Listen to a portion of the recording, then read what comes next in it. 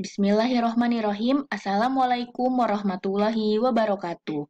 Selamat pagi anak-anak. Salam sejahtera bagi kita semua. Sebelum kita memulai pembelajaran pada pagi hari ini, kita berdoa dulu ya. Berdoa dimulai. Selesai. Ya anak-anak, apa kabar kalian di rumah? Semoga kalian selalu sehat ya di masa pandemi ini. Dan kita berdoa juga supaya pandemi ini cepat berlalu. Ya, untuk mata pelajaran hari ini kita masuk ke korespondensi kelas 10 mengenai materi memahami komunikasi kantor. Ya, dalam berkomunikasi, kegiatan berbicara dan mendengarkan merupakan kunci utama, Nak. Untuk itu, seseorang harus memahami cara berbicara dan mendengar dengan baik agar komunikasi berjalan secara efektif. Terlebih jika komunikasi tersebut berlangsung di lingkungan formal seperti perkantoran. Nah, kalian itu kan akan kerja di perkantoran, apalagi kalian itu adalah jurusan administrasi perkantoran atau nama lainnya otomatisasi tata kelola perkantoran. Nah, jadi kalian harus pandai berkomunikasi. Lantas, bagaimana Bu cara melatih kemampuan berbicara dan mendengar agar komunikasi berjalan dengan baik? Yuk, mari kita temukan jawabannya dengan mempelajari materi ini. Nah, sebelumnya saya mau tanya dulu nih, apa yang kamu tahu atau kalian tahu mengenai komunikasi? Apa juga yang dimaksud dengan komunikasi kantor? Ayo, ada yang tahu atau sudah pernah tahu? Jika belum ataupun sudah tahu, yuk mari kita ulas terlebih dahulu. Nah, ini adalah pentingnya informasi. Nah, kenapa informasi itu penting bagi sebuah kantor? Karena manajer itu tidak akan mampu melaksanakan fungsinya. Fungsinya itu kan ada perencanaan, pengorganisasian, dan kepemimpinan dan pengawasan tanpa dukungan akses informasi. Jadi informasi itu sangat penting. Informasi menjadi sumber pengetahuan dan intelijensi bagi pengambilan keputusan dalam organisasi. Nah, jika dalam satu organisasi itu tidak punya informasi, bagaimana selanjutnya dia akan mengambil keputusan? Itu kan akan menjadi tanda tanya besar jika suatu perusahaan tidak ada komunikasi di dalamnya. Nah, komunikasi adalah information sharing. Jadi, informasi itu adalah hubungan antara dua atau orang atau kelompok untuk mencapai suatu kesamaan pemahaman atau persepsi tentang satu atau beberapa hal. Nah, komunikasi yang berlangsung di kantor termasuk dalam komunikasi organisasi. Nah, komunikasi kantor itu apa sih, Bu? Coba kita lihat ya, Nak. Nah, ini dia komunikasi kantor. Komunikasi kantor itu adalah proses penyampaian informasi dari suatu individu ke suatu pihak tertentu kepada pihak lain yang berlangsung dalam suatu kantor. Jadi, komunikasi kantor itu adalah informasi yang ada di dalam kantor. Kita mulai berkomunikasinya dengan dua orang atau lebih, itu sudah termasuk komunikasi kantor. Nah, jika kalian ada di kantor, kemudian kalian berkomunikasi, itu bisa saja disebut komunikasi kantor, apalagi pembahasannya mengenai kantor tentunya. Nah, ini adalah fungsi komunikasi. Fungsi komunikasi itu terdiri dari beberapa. Ada fungsi kontrol, fungsi motivasi, fungsi emosi, dan fungsi informasi. Adapun fungsi kontrol yaitu 1. Setiap organisasi mempunyai hierarki dengan wewenang yang menyertainya. Kemudian komunikasi formal dapat dilakukan untuk mengontrol karyawan dengan menanyakan ulang deskripsi pekerjaannya. Kemudian kepada siapa melaporkan hasil pekerjaannya. Lalu komunikasi informal juga dapat mengontrol perilaku karyawan. Nah, misalnya jika salah satu karyawan bekerja terlalu lambat, maka teman yang lainnya akan mengkomunikasikan tentang ketidakpuasannya dia terhadap temannya tersebut.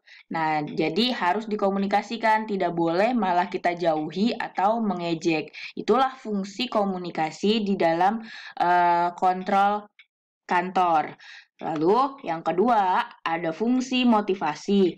Fungsi ini dilakukan melalui pemberian arahan kepada bawahan mengenai hal yang telah dilakukan.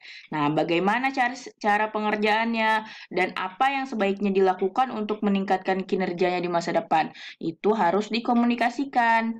Nah, lalu yang ketiga ada fungsi emosi. Fungsi emosi ini pada dasarnya itu adalah satu tujuan bekerja untuk melakukan interaksi sosial melalui komunikasi. Masing-masing anggota organisasi dapat mengekspresikan emosi negatif, misalnya frustasi atau tidak puas dengan pekerjaannya. Itu bisa-bisa saja, tapi harus dikomunikasikan kenapa dia frustasi, kenapa dia tidak dapat menyelesaikan pekerjaannya.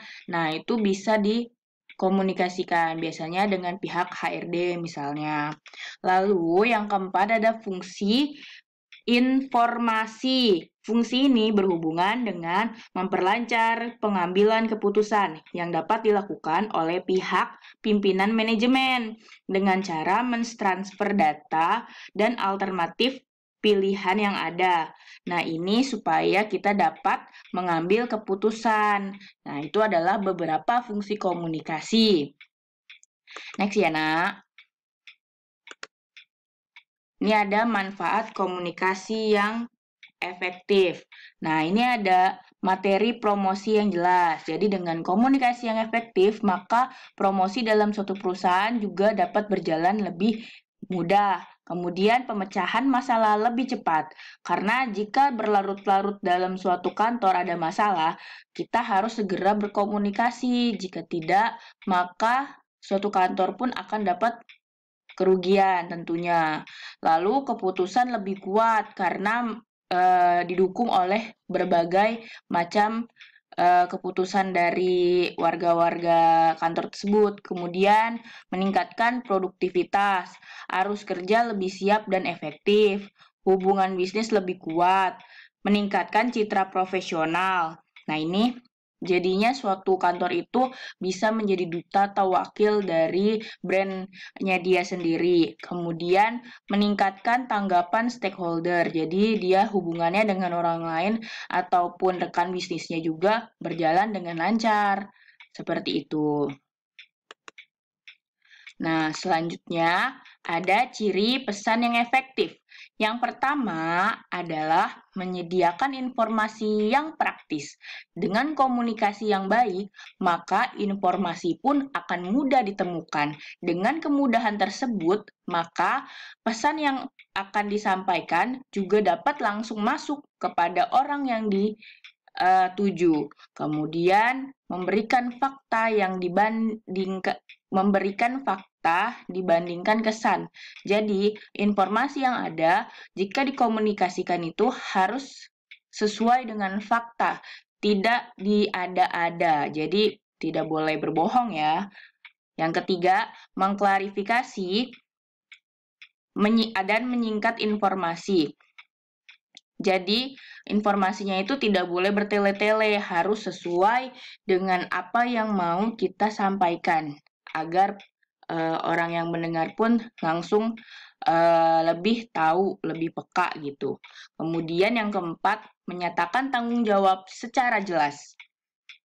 Nah, jadi di sini informasinya itu harus tahu siapa yang memberitahu dan tidak boleh dilebih-lebihkan dan harus sesuai dengan apa yang diberi informasi. Kemudian menyediakan rekomendasi.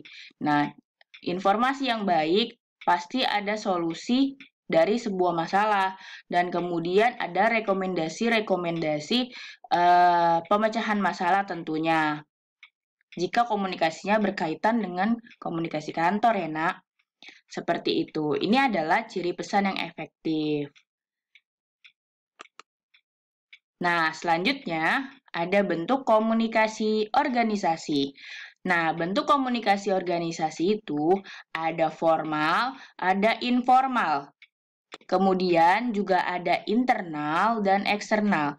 Untuk internal yang formal, untuk komunikasi internal yang formal, komunikasi yang sudah direncanakan masing-masing bagian. Contoh, ada surat, ada email, memo yang mengikuti prosedur dari suatu organisasi. Jadi surat yang dibuat itu sudah mengikuti kaidah-kaidah atau norma yang sudah ada di dalam suatu organisasi. Ini juga menyangkut kearsipan juga ya, nah. Jadi pelajaran korespondensi ini juga kurang lebihnya agak-agak mirip dengan kearsipan karena menyangkut surat menyurat juga. Karena kita yang membuat di korespondensi ini akan dimasukkan ke dalam kearsipan. Jadi surat yang kita buat nanti akan disimpan di kearsipan. Jadi materi kita ini kurang lebih agak mirip-mirip, cuman kita ini adalah suratnya atau arsipnya yang akan disimpan oleh nanti pelajaran kearsipan. Nah, selanjutnya untuk internal dan komunikasi internal di ranah informal, komunikasinya ini yang sudah direncanakan dengan pihak luar, seperti surat, laporan, memo, pidato, website, atau press release. Nah, press release ini akan kita pelajari nanti di OTK Humas kelas 11. Nah, di press release ini menyangkut dengan media massa. Jadi, hal-hal yang kita buat dari satu kantor kita ini akan dipublish ke masyarakat luas. Nah, ini sudah ada bentuk komunikasinya. Selanjutnya ada yang eksternal, bagian formal. Komunikasi bentuk eksternal tapi formal, yaitu komunikasi casual yang terjadi antar anggota organisasi seperti email, face to face. Face to face itu berarti bertemu langsung, lalu telepon yang tidak mengikuti prosedur suatu organisasi. Jadi ya bebas, kita mau nelpon aja, kita mau ngomong ya ngomong aja gitu. Lalu ada eksternal informal, komunikasi casual yang berlangsung dengan pelanggan, penyalur, investor berupa email atau face-to-face atau telepon. Ya, selanjutnya faktor-faktor yang mempengaruhi informasi. Jadi, seorang manajer itu harus dapat berkomunikasi secara efektif dengan semua pegawai, baik secara horizontal, vertikal, maupun diagonal. Nah, komunikasi yang efektif akan menciptakan iklim kerja kantor yang sehat dan terbuka. Hal ini sangat penting guna meningkatkan kreativitas dan dedikasi para pegawai kantor. Nah, di sini ada beberapa faktornya nih yang mempengaruhi informasi.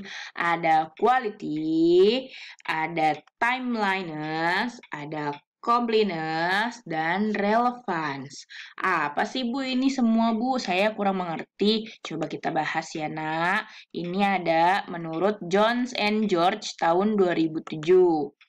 Nah, di sini faktor yang mempengaruhinya nih. Yang pertama, relevance. Jadi, informasi dianggap relevan jika sesuai dengan kebutuhan. Jadi, sesuai dengan kebutuhan pengambil keputusan dan sesuai dengan lingkungan organisasi. Jadi, harus sesuai dengan apa yang ingin kita tuju. Lalu ada quality. Quality yaitu keakuratan dan kehandalan sebuah informasi. Jadi quality-nya itu, informasinya itu berkualitas gitu, tidak KW-KW, bukan tidak KW-KW, tidak. Maksudnya yang ya udah yang sesuai, yang memang berbobot gitu, yang dibutuhkan oleh perusahaan tentunya. Selanjutnya, timeliness. Nah, ini informasi harus ter-up-to-date, mencerminkan informasi terbaru, dan tidak boleh basi. Jadi, informasinya harus benar-benar yang fresh ya. Kemudian, completeness. Informasi yang lengkap agar memberikan kepastian dan menghindarkan keraguan manajer. Nah, ini adalah faktor-faktor yang mempengaruhi informasi. Ya, ingat ya nak, ada 4, relevance, quality, completeness, and timeliness. Nah, selanjutnya ini adalah jenis komunikasi. Komunikasi kantor pada dasarnya terjadi di ruang lingkup perkantoran dan dilakukan oleh orang-orang yang memiliki hubungan dengan kantor tersebut. Dengan kata lain, selama komunikasi itu terjadi di sebuah kantor dan dilakukan oleh orang-orang yang memiliki hubungan dengan kantor tersebut, seperti misalnya OB atau pekerja kantorannya atau pelanggannya. Nah, itu adalah komunikasi kantor. Nah, ini ada jenisnya nih. Yang pertama, komunikasi atas ke bawah. Berarti dari atas ke bawah. Dari atas ke bawah berarti dari manajer ke bagian pegawainya. Itu adalah komunikasi atas ke bawah. Kemudian ada komunikasi bawah ke atas. Berarti dari pegawai ke atasan, ke manajernya. Itu merupakan komunikasi bawah ke atas. Nah, selanjutnya ada komunikasi horizontal yang merupakan jenis komunikasi yang dilakukan antara komunikator dan komunikan secara struktural. Jadi sama gitu. Vertikal. Vertikal adalah komunikasi yang terjadi ketika komunikasi bawah ke atas dan komunikasi atas ke bawah. Jadi ada saling respon dua-duanya. Kemudian ada komunikasi lisan. Komunikasi lisan berarti secara langsung. Komunikasi tulisan berarti komunikasi yang dilakukan menggunakan media tulisan tentunya. Lalu ada komunikasi koordinasi. Komunikasi yang didasarkan pada sifat dari komunikasi tersebut. Jadi, melakukan koordinasi misalnya. Nah, selanjutnya komunikasi organisasi halayak. Organisasi pada halayak nih. Yaitu salah satu jenis komunikasi yang digunakan dalam berhubungan dengan kelompok lain. Nah, itu seperti itu. Lalu komunikasi halayak pada organisasi. Nah, ini sebaliknya daripada organisasi pada halayak. Jadi ini masyarakat berkomunikasi sama perusahaan. Nah, selanjutnya komunikasi motivasi, yaitu jenis komunikasi yang dilakukan dengan tujuan memotivasi anggotanya. Lalu, komunikasi laporan, jenis komunikasi dengan tujuan menyampaikan tindak lanjut dari laporan yang sudah ada. Kemudian, komunikasi rapat. Ini yang terjadi dalam rapat. Kalau selanjutnya komunikasi instruksi. Nah, ini merupakan salah satu bagian dari komunikasi top-down yang bertujuan untuk memberikan perintah pada bawahan dari atasan tertentu. Nah, ini biasanya isinya instruksi. Kemudian ada komunikasi nonverbal. Nah, ini adalah suatu komunikasi dengan pesan nonverbal yang dilakukan di dalam suatu kantor. Lalu ada memo. Memo pada dasarnya itu adalah satu jenis pesan dalam komunikasi tulisan yang biasanya diberikan oleh atasan kepada bawahannya, Nak. Seperti itu. Lalu selanjutnya ada proses komunikasi. Nah, ini ada banyak ya. Oh iya, jangan lupa ya, ini diringkas di buku tulismu. Semua yang dari awal sampai akhir dalam video pembelajaran ini, kamu ringkas di buku tulismu. Lalu ini adalah proses komunikasi. Proses komunikasi dimulai dari mana? Dari pengirim nih, sender.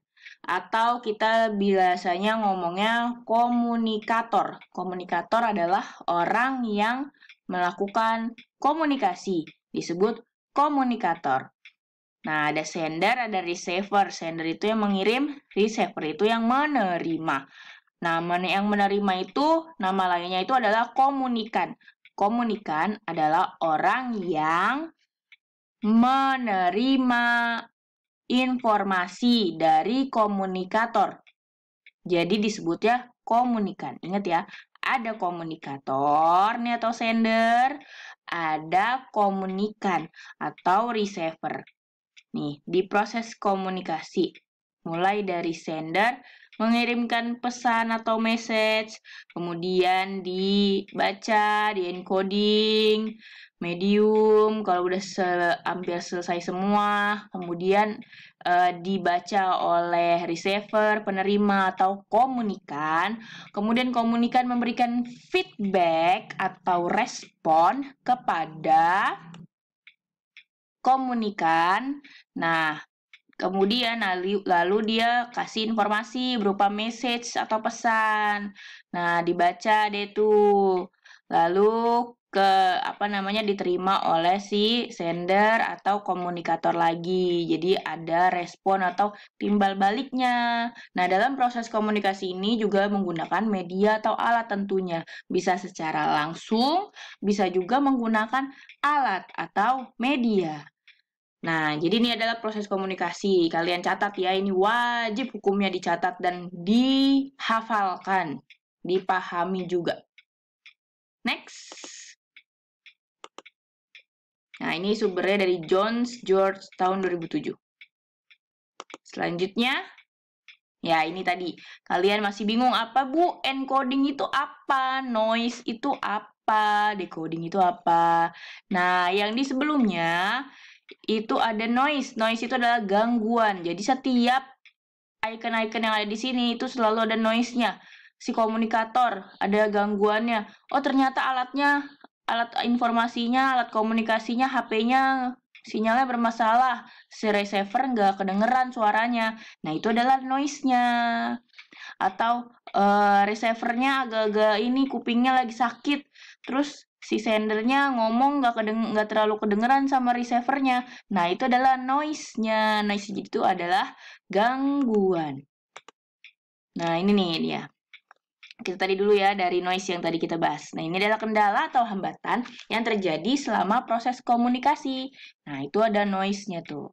Lalu ada encoding. Encoding adalah penterjemahan pesan ke dalam simbol-simbol bahasa. Itu namanya encoding. Kalau decoding adalah interpretasi terhadap pesan oleh penerima pesan yang diterima oleh receiver tadi ya. Next, ada faktor keberhasilan komunikasi dan faktor penghambat komunikasi. Faktor keberhasilan komunikasi itu terdiri dari pesan yang mudah dipahami, persepsi positif. Jadi persepsi positif yang dimiliki oleh komunikan terhadap komunikator jadi yaitu harus positif dan berjalan dengan lancar tentunya. Lalu ada percaya diri, tingkat kedekatan komunikator dengan komunikan, lalu tidak adanya gangguan komunikasi atau noise yang tadi kita bahas, lalu ada penggunaan bahasa yang sama. Nah, kalau misalnya bahasanya berbeda, itu susah terjadi keberhasilannya. Misalnya, saya kan orang Indonesia, saya berkomunikasi dengan orang Jepang, misalnya ada rekan bisnis dari klien kantor saya, itu orang Jepang. Nah, terus komunikasi, dia menggunakan bahasa Jepang, saya menggunakan bahasa Indonesia. Apakah itu akan nyambung? Tidak kan? Nah, maka itu di antara dari kita harus ada yang bisa menggunakan bahasa masing-masing. Misalnya saya bisa menggunakan bahasa Jepang. Oke, minasang, gini-gini, konnichiwa, segala macam gitu. Ya, itu bisa sedikit membantu. Atau sama-sama menggunakan bahasa universal, itu bahasa Inggris. Kalau misalnya kedua di antara kita bisa memahami, ya bisa saja. Tapi kalau rata-rata jika bahasanya berbeda itu kurang mengalami keberhasilan dalam komunikasi. Lanjut, ada faktor penghambat komunikasi. Nah, di sini ada beberapa hambatannya, yaitu pesan sulit dipahami, lalu ada persepsi negatif, dia mah orangnya terlalu lebay, ngomongnya mengada-ngada, dia terlalu percaya sama hoax gitu misalnya. Nah, itu udah negatif duluan. Padahal kita nggak tahu kan kalau ternyata dia adalah orang yang mencetuskan berita tersebut atau dia adalah orang yang mendengar informasi langsung dari pimpinan misalnya. Lalu tidak percaya diri. Ada tingkat kedekatan komunikator dengan komunikan. Lalu jadi dia selalu pro aja sama orang itu misalnya. Lalu ada gangguan komunikasi. Terus bahasa tidak sama yang seperti tadi saya jelaskan. Nah, selanjutnya sarana komunikasi kantor. Nah, di dalam sarana komunikasi kantor itu kita memerlukan alat. Jadi, alat komunikasi kantor itu merupakan salah satu peralatan yang sangat dibutuhkan pada saat ini. Peralatan ini memudahkan tiap pegawai berkomunikasi dengan pegawai lainnya atau perusahaan. Nah, karena sangat pentingnya alat komunikasi ini, jadi kita itu harus mengetahui bagaimana cara pemakaiannya. Kita tidak boleh diam saja. Jadi kita itu harus up to date. Ingat ya, seorang administrasi kantor itu harus up to date. Dimulai dari nih, surat. Seperti yang kamu pelajari korespondensi, kalian harus pandai membuat surat. Lalu sarana komunikasi selanjutnya ada alat komunikasi telepon. Telepon itu gunanya untuk apa? Untuk berkomunikasi lah. Nah, di telepon ini ada telepon biasa nih seperti ini, ada ini intercom namanya. Intercom itu adalah komunikasi di dalam satu ruangan. Jadi, kalau di sini dikenakan pulsa karena dia keluar dari kantor komunikasinya, kalau ini nelponnya hanya dalam satu ruangan saja. Biasanya ini gratis nih. Line teleponnya sudah ada, tinggal dihubungkan dalam satu kantor. Ini namanya intercom. Lalu ada yang namanya faximile. Faximile itu adalah ada teleponnya, ada juga mengirim pesan melalui apa nih? Kayak scan gitu. Jadi kita ngirim surat langsung pakai faximile ini. Nanti orang sana, perusahaan sana akan menerima hasil suratnya yang dikirimkan melalui fax ini. Nah, ini udah mulai jarang nih di perusahaan nih. Rata-rata sudah menggunakan teknologi yang bernama apa anak-anak? Iya, email. Ini nih, email. Kalian harus wajib punya email ya anak-anak. Karena email itu memang sangat dibutuhkan untuk pembelajaran saat ini. Dan memang teknologi saat ini menggiring kita untuk mempunyai email gitu. Lalu ada etc. Etc itu berarti lain-lain. Nah, lain-lainnya apa? Kalian bisa searching di internet, cari deh tuh alat komunikasi kantor, kan banyak. Nah, seperti itu. Nah, di dalam ini juga bisa juga kalian video conference. Video conference seperti apa, Bu?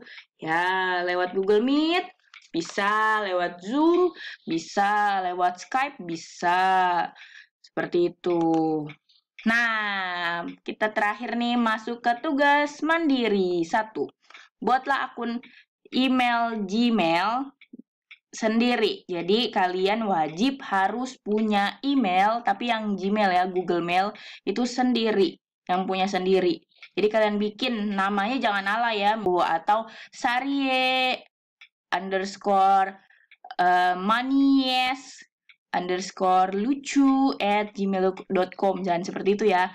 Bikin aja seperti biasa, misalnya novisari1@gmail.com atau novi_sari@gmail.com misalnya gitu. Jadi buat akun emailnya itu, namanya itu, domainnya itu jangan yang aneh-aneh. Nah, ya, jadi kemudian kirimlah gambar 10 alat komunikasi kantor beserta kegunaannya dalam bentuk Word dokumen dengan menggunakan email yang kamu buat tadi ke tugasbuade@gmail.com dengan subjek tm1kores_nama_kelas. Paling lambat dikirim tanggal seminggu setelah hari ini ya. Jangan lupa nih subjeknya dikirimnya ke email ini. Silakan di screenshot.